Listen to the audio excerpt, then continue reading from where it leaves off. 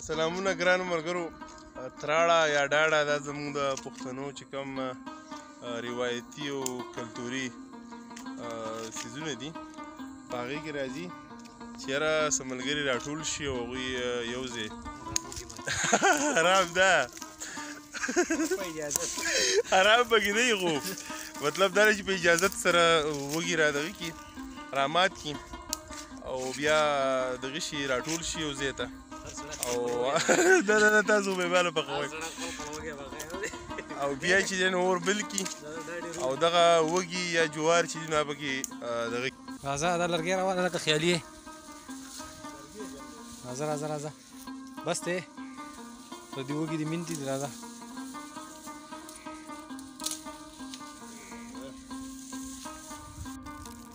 هغه خو اور بلول پوهېږي ښه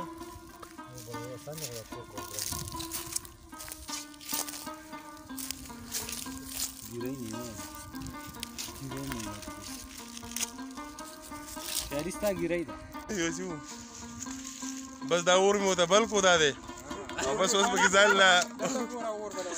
ځان له وږي پخوي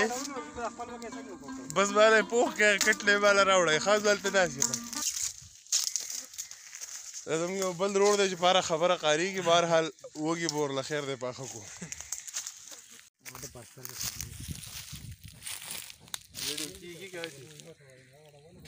خیالي یو دې وسېزو واړه وږي واړه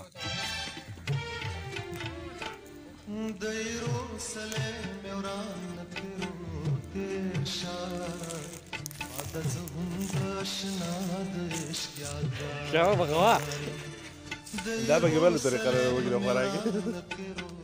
راکړه کافري شوکله یې سېزلی راکړو ګوره دا مسلماني ده ما له دا وږی راکړه کوم چې پکې پخې دانې دي خو ما خوړل دی خیر دی خو کوم چې سوي دي نو اوس دا خو نشم خوړی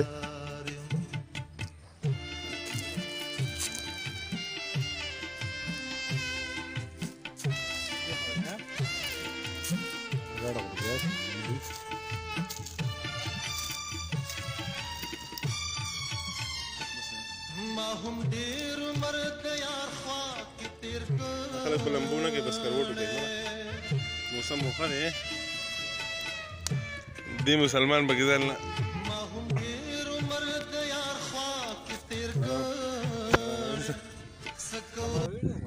تا لږ وکړه که نه اوس بالا وکړه زما نه وکړه بېمان شته یا لا چالو ده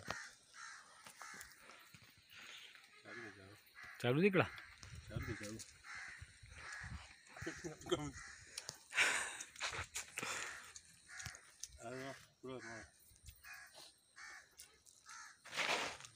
هغه ته بل راوړه ښکلی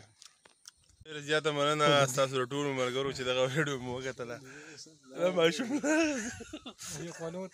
یو وږی بوق و دومره خولې دې وویل